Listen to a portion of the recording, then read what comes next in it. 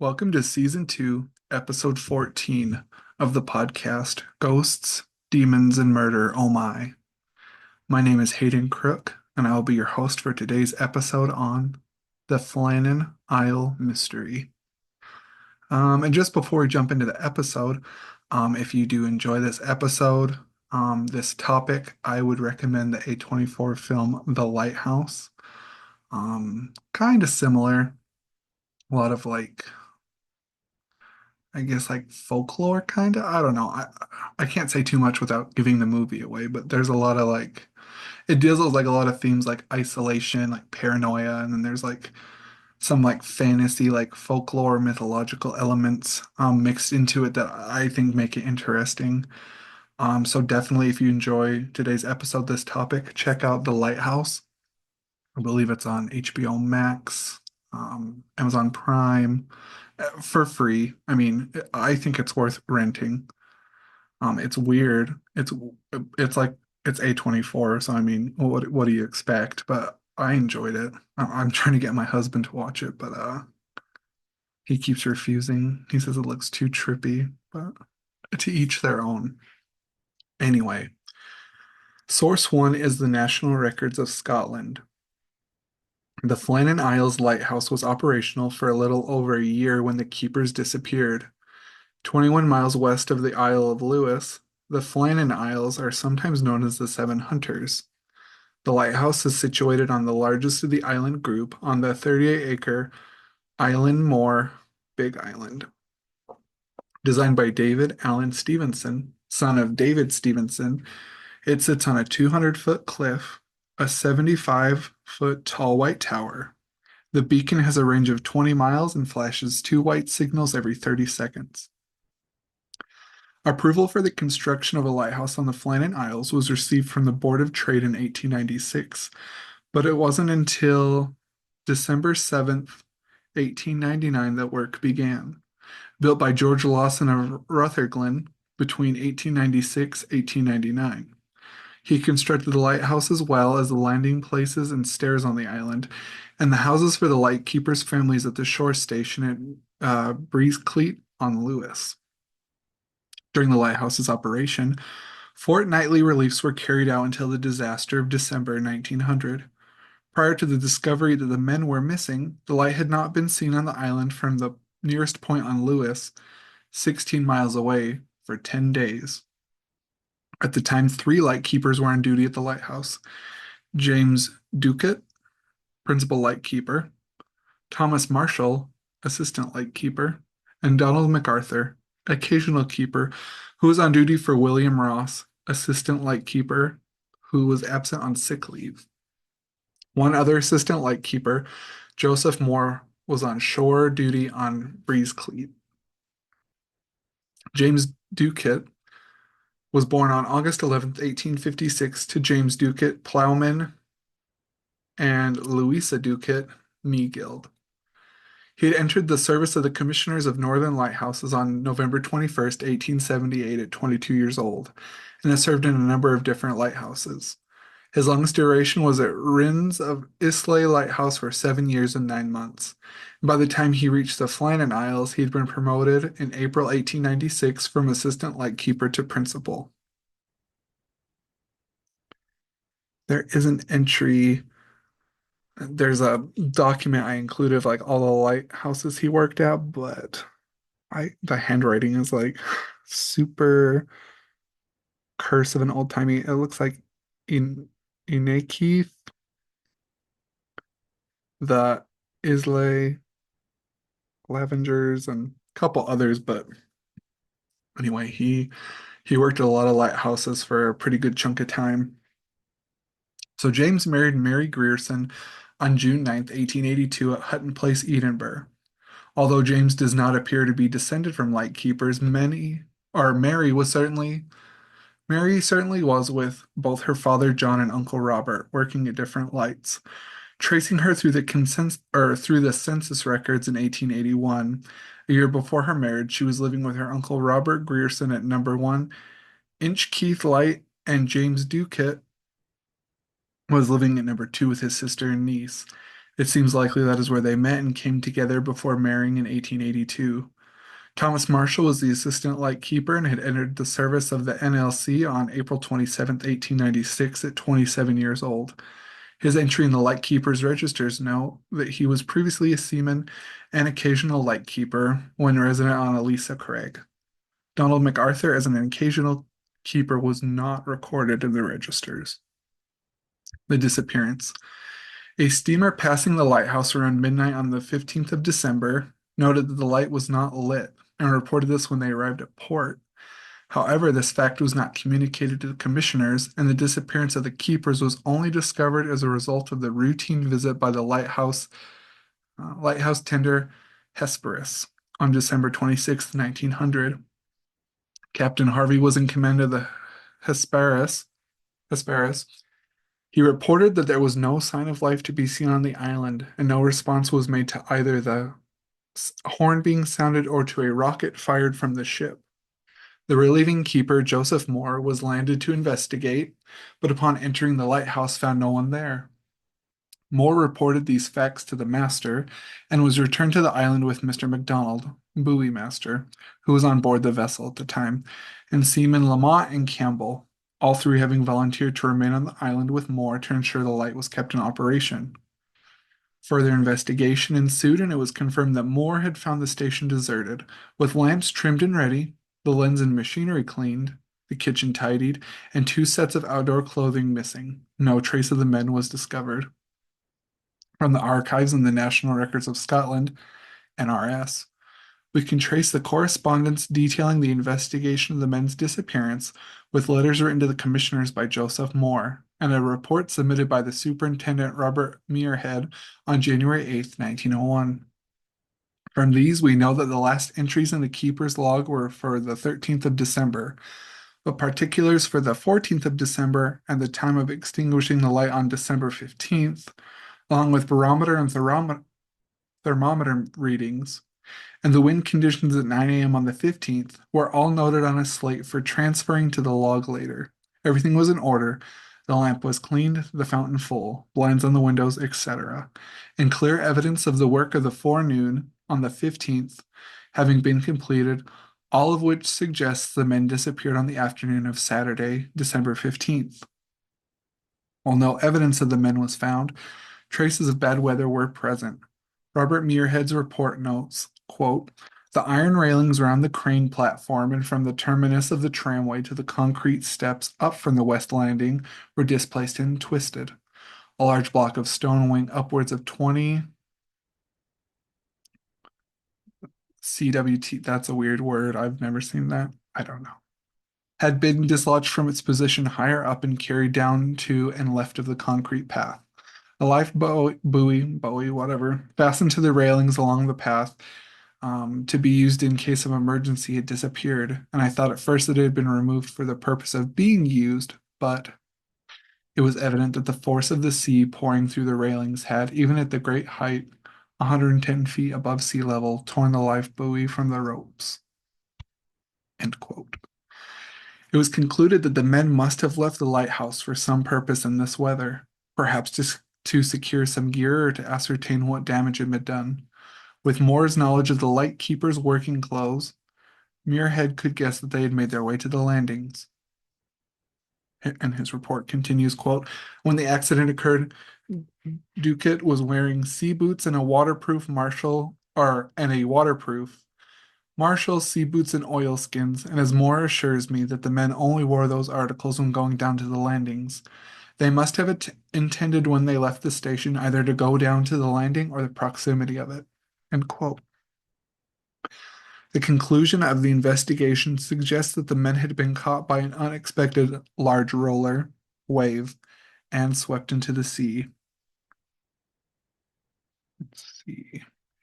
4 volumes from the Lightkeeper Register of the Commissioners of Northern Lighthouse, spanning a total of 84 years, 1837 to 1921, were recently imaged and made available on the National Records of Scotland's Service, Scotland's People. These registers are indexed and can be searched by name, age, and the year an individual entered into service.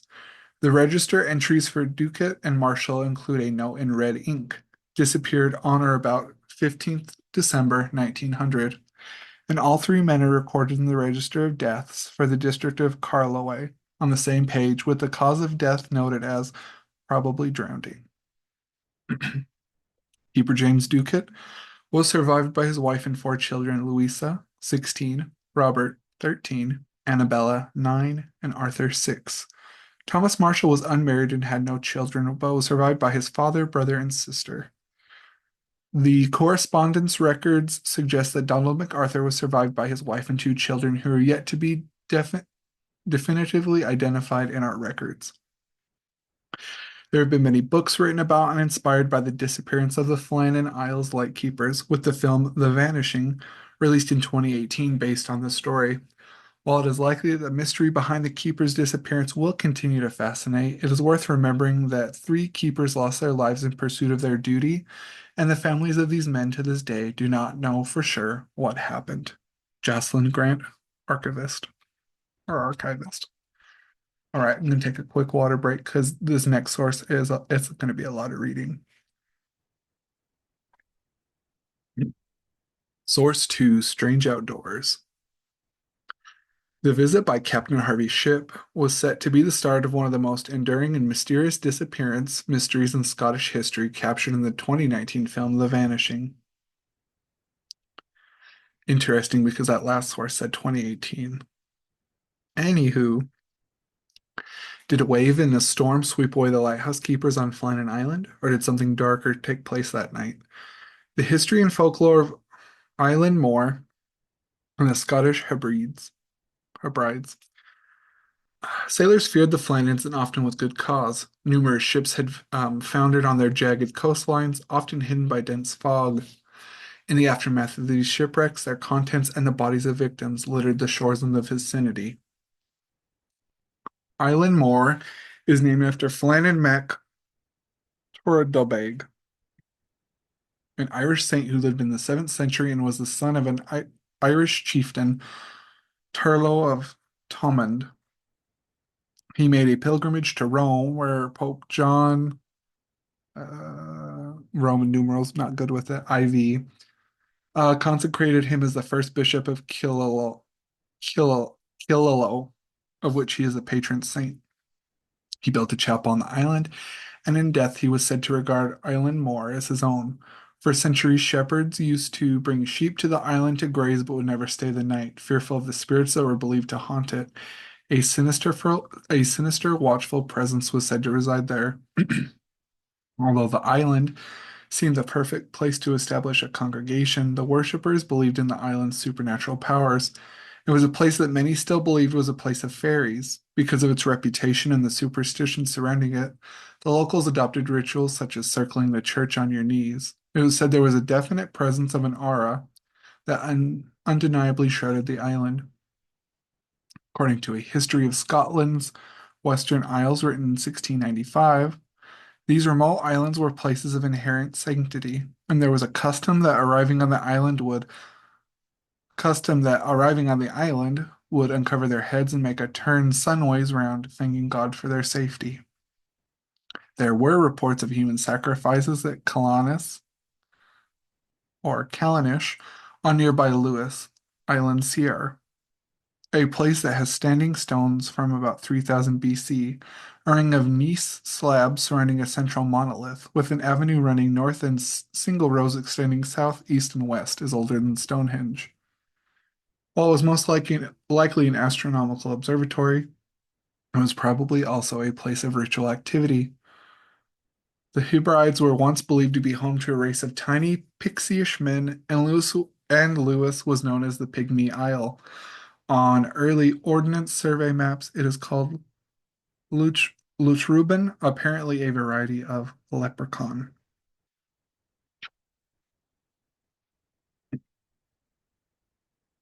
The life of a lighthouse keeper in the 19th and 20th centuries.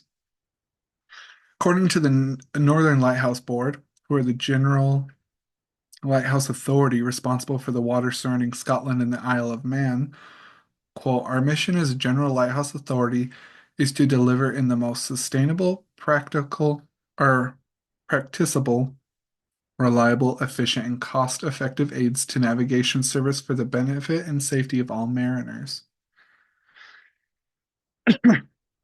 Lightkeepers were divided into two grades, principal lightkeeper and assistant lightkeeper. Their primary duties were to keep the light and fog signal in perfect working order. At night, keepers took turns watching in the light room to ensure the light was working correctly. The hours for this varied depending on the type of station. During the daytime, all keepers cleaned, painted, and generally kept the premises clean and tidy. At rock stations such as the Bell Rock or Scaravore, there were six lightkeepers, three on the rock and three having a spell ashore, and four at mainland fog signal stations. On March 31st, 1998, over 211 years of lightkeeping tradition ended in Scotland when Fair Isle South became its last manned lighthouse. The life of a lightkeeper could be lonely except in those cases where the lighthouse station was situated near a town or village. At rock and relieving stations, the keepers were especially isolated. They were on duty at these stations for 4 weeks, followed by 4 weeks ashore. The family lived in houses at the shore station, which were provided for them. At land-based stations, the wives and families of career lightkeepers lived with them at the light stations. Not every person was suitable to be a lightkeeper. The good lightkeeper had or acquired the temperament necessary for this job, which involved residence close to the sea and had much loneliness and isolation in its composition. While primary duties were to keep watch at night to ensure the light flashed correctly to character and to keep a fog watch every 24 hours to be ready to operate the fog signal in the event of poor visibility, a lightkeeper must be a man of parts. He would acquire a good working knowledge of engines. At stations with radio beacons and radar beacons, he would initially be responsible for their accurate operation. He would know about radio telephones from his study of the sea. He would respect its immense power. He would be a handyman of varying proficiency, but mainly of a high standard. He would be a good cook and companion. A lightkeeper would not make a fortune, but the odds are he would be at peace with himself and the world.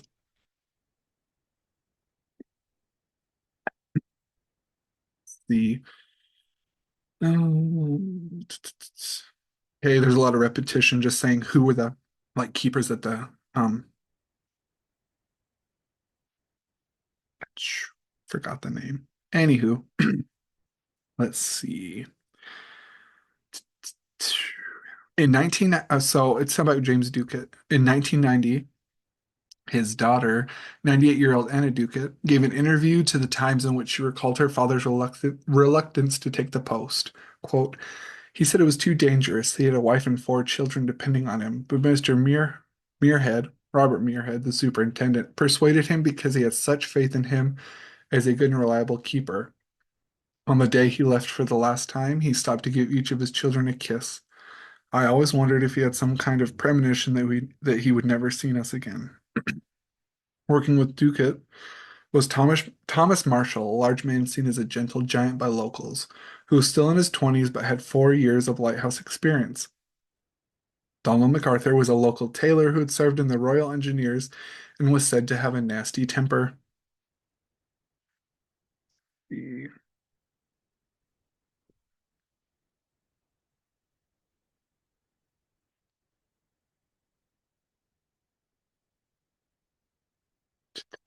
Sorry.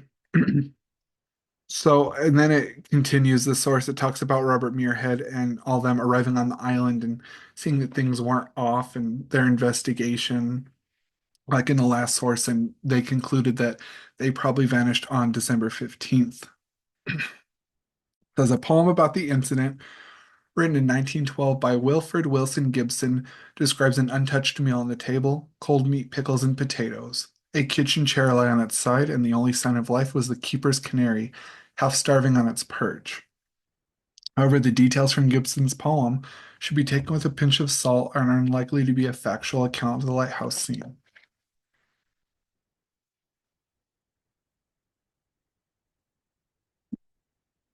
They blew the horn of the ship, James Harvey, the captain of Hesperus. They fired a flare, but there was nothing. They found everything, all the chores done, everything in condition. Um, a box at 33 meters above sea level had been broken and its contents were thrown around. Iron railings were bent over, the iron railway by the path was wrenched out of its concrete, and a rock weighing more than a ton had been displaced. On top of the cliff at more than 60 meters above sea level, turf had been ripped away as far as 10 meters from the cliff edge. Reluctantly, Moore agreed to stay and tend the light, given that the keepers could not be located when Hesperus left the island. It's not difficult to imagine how scary the following nights were for him, alone in the light room, listening to the wind howling all around as the revolving lamp cast shadows. Moore later wrote on December 28th, 1900, quote, "Sir, it was with deep regret I wish you to learn the very sad affair that has taken place here during the past fortnight, namely the disappearance of my two fellow lightkeepers, Mr. Ducat and Mr. Marshall, together with the occasional keeper, Donald MacArthur, from off this island. As you are aware, the relief was made on the 26th. That day, as on other relief days, we came to anchorage under Flannan Islands, and not seeing the lighthouse flag flying, we thought that they did not perceive us coming. The steamer's horn was sounded several times, still no reply. At last, Captain Harvey deemed it prudent to lower a boat and land a man if it was possible. I was the first to land, leaving Mr. McCormick and his men in the boat till I should return from the lighthouse. I went up, and on coming to the entrance gate, I found it closed.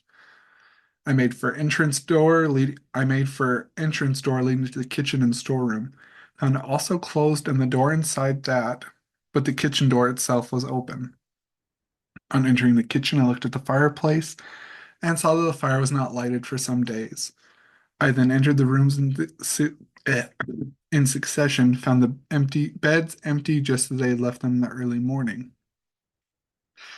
I did not take time to search further, for I only too well knew something serious had occurred. I darted out and made for the landing. When I reached there, I informed Mr. McCormick that the place was deserted. He with some of the men came up second time so as to make sure, but unfortunately the first impression was only too true. Mr. McCormick and myself proceeded to the light room where everything was in proper order. The lamp was cleaned, the fountain full, blinds on the windows, etc. We left and proceeded on board the steamer.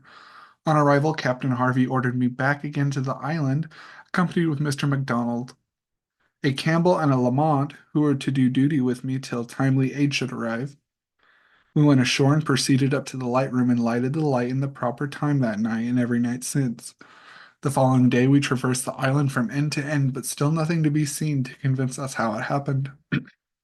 Nothing appears touched at East Landing to show that they were just taken from there. Excuse me. Ropes are all in their respective places in the shelter, just as they were left after the relief on the 7th. On West Side, it is something different. We had an old box halfway up the railway for holding West Landing mooring ropes and tackle, and it is gone. Some of the ropes, it appears, got washed out of it. They lie strewn on the rocks near the crane. The crane itself is safe. The iron railings along the passage connecting railways with footpath to landing and started from their foundation and broken in several places. Also railing round crane. And handrail for making rope fast for boat, is entirely carried away. Now there is nothing to give us an indication that it was there. The poor men lost their lives. Only that Mr. Marshall had his sea boots on and oilskins. Also, Mr. Ducat had his sea boots on. He had no oilskin, only an old waterproof coat, and that is away. Donald MacArthur had his wearing coat left behind him, which shows, as far as I know, that he went out in shirt sleeves. He never used any other coat on previous occasions, only the one I am referring to. Captain Harvey sent a telegram to the Northern Lighthouse Board December 26th, 1900, and he gave his rendition of the story. Same thing, so I'm not going to read it.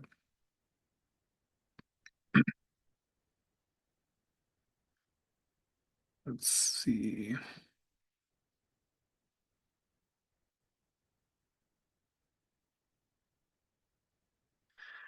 Nothing amiss was mentioned, but the fact that the lighthouse had not been operational that evening strongly implied that this was the day they disappeared. The final entry log said, "Storm ended, sea calm. God is over all."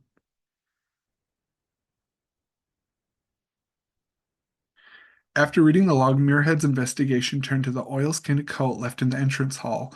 Why had one of the lighthouse keepers left the warmth to venture outside without his coat in the freezing winter temperatures? Furthermore, why did all three lighthouse staff leave their posts simultaneously when rules and regulations strictly prohibited it? Further clues were found during the investigation down by the landing platform. Muirhead noticed ropes strewn all over the rocks, usually held in the brown crate 70 feet above the platform on a supply crane. Perhaps the crate had been dislodged and knocked down, and the lighthouse keepers were attempting to retrieve them when an unexpected wave came and washed them out to sea. This was his preferred theory to explain the disappearance, as he stated this in his official report to the Northern Lighthouse Board.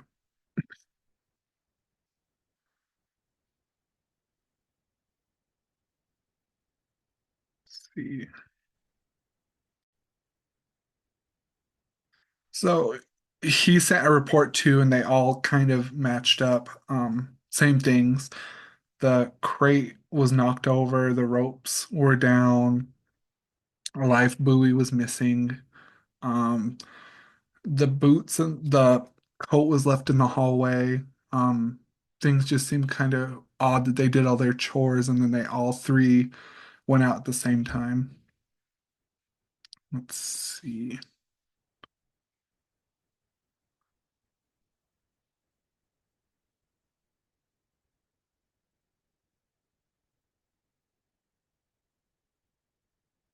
Let's see. So explanations.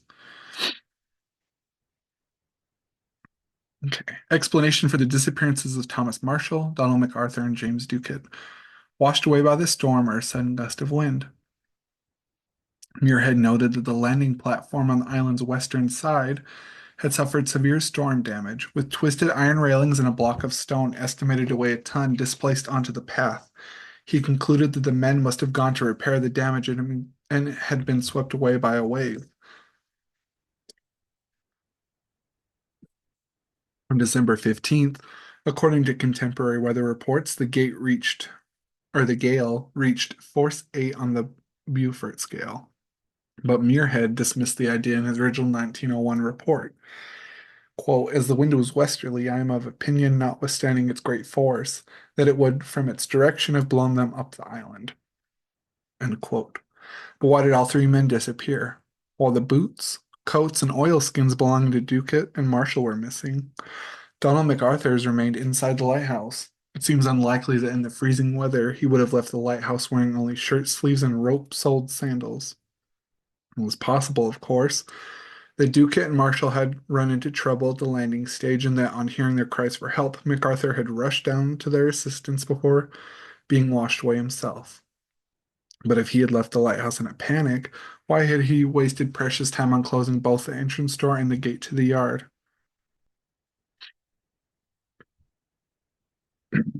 Let's see. Thomas Marshall was said to have written the following logbook entries. December 12th, gale, north by northwest. Sea lashed to fury. Stormbound 9 p.m. Never seen such a storm. Everything ship shape. Ducat irritable. 12 p.m. Storm still raging. Wind steady. Stormbound. Cannot go out. Ship past sounding foghorn. Could see lights of cabins. Ducat quiet. MacArthur crying. December 13th. Storm continued through night. Wind shifted west by north. Ducat quieted quiet. MacArthur praying. 12 noon. Gray daylight, me, Ducat, and MacArthur prayed. December 15th, 1 p.m. Storm ended, sea calm, God is all over. But the book The Lighthouse by Keith McCloskey points out it is extremely unlikely that he would have written in the official logbook that his superior was irritable. The earliest instance of the entries that McCloskey could find was in a 1965 book by Vincent Gaddis,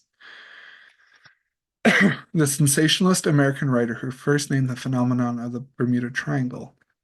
McCloskey concluded that the most likely outcome is that one of the men fell from the steep steps carved into the western cliffs while trying to secure some equipment in a storm. Ducat had previously been fined 5 shillings for failing to look after his equipment in bad weather and would have wanted to avoid another such fine. McCloskey speculates that the other two would have tried to rescue him, but a giant wave would have washed away all three. Violence between the three men resulted in murder. McCloskey wrote about the story around Donald John MacLeod, a part-time harbor master who occasionally worked at the lighthouse and was there when World War II started. One day, MacLeod was working there with two other men when one succumbed to severe flu and another had a mental breakdown. The book says he tried to keep everything running on his own until the arrival of the relief on the Pole Star, a relief ship, which was 4 days away. The mentally unstable lightkeeper had threatened violence, which resulted in them having to overpower the out of control lightkeeper and tie him up. Could something similar have happened to the keepers in 1900? MacArthur was said to have a volatile temper, but there is no evidence of such an attack, such as blood or evidence of a fight. Excuse me. Kidnapped off the island by pirates or a foreign power. This is considered unlikely as by the early 20th century, kidnappings from Scotland by pirates were largely eliminated. For over 300 years, the coastlines of the southwest of England were at the mercy of Barbary pirates, corsairs, from the coast of North Africa, comprised of North Africans but also English and Dutch privateers. They were based mainly in the ports of Algiers, Tunis, and Tripoli, and they aimed to capture slaves for the Arab slave markets in North Africa. Barbary pirates attacked countries bordering the Mediterranean and the English Channel, including Ireland, Scotland, and Iceland. They almost raided the western coast of England at will. In response, in 1675, British, French, and Spanish warships attacked the pirates. The United States fought two wars against the Barbary states of North Africa, the First Barbary War of 1801 to 1805, and the Second Barbary War of 1815 to 1816. Finally, after an attack by the British and Dutch in 1816, more than 4,000 Christian slaves were liberated, and it was the end of the Barbary kidnappings. Supernatural dark forces. The island has long been associated with the supernatural. Subsequent lighthouse keepers at Island Moor report strange voices in the wind calling out the names of the three dead men. Let me know your thoughts, theories, and ideas in the comments section on whatever source you listen to this podcast. For me, I'm going to say violence between the three men resulted in murder. Excuse me. I mean, Thomas Marshall wrote in that logbook that MacArthur was crying, was upset. Maybe he had an intuition, a premonition that something was going to happen. Um, he Thomas Marshall wrote that Ducat was irritable, like it said. Um, this was not an easy job, even with the three guys there and the other guy down at the harbor or whatever. It was not an easy job. It was very demanding. And I mean, with this storm, they were probably worried about everything. So I'm gonna say tensions were high, paranoia, isolation, anxiety, everything kind of just built up with the storm involved in being isolated. And I think, I don't know, maybe there was a fight. I'm not sure. That's my theory, though. That's what I'm gonna go with. And if you want to look at these records, these articles, I will include them in the episode notes so that you can look at it because I had a lot more to read, but it was all the reports were very repetitive. It was like the same things, like the ship showed up, they sounded the horn, they shot a flare, they investigated the island, the coat was in the doorway, the crate was broken at the bottom of the cliff. Everything was ship shape and orderly. So I just didn't want to bore. Well, I thought it was going to be a longer episode, but I didn't want to bore everybody with the same details over and over and over again. But it's good that all the stories kind of matched up and all that. But thank you for listening, and I hope you enjoyed today's episode of Ghosts, Demons, and Murder on My. Make sure to subscribe to this podcast so you can get all the updates, information, and content that will be uploaded. Thank you for the support and for listening to my podcast. As always, I can be reached via email at haydencrook8@gmail.com. And I'm off work for this week. My boss let me do a self-care week because we've been just going 90 miles per hour like for the past couple months straight since I started. So expect some more episodes during this week.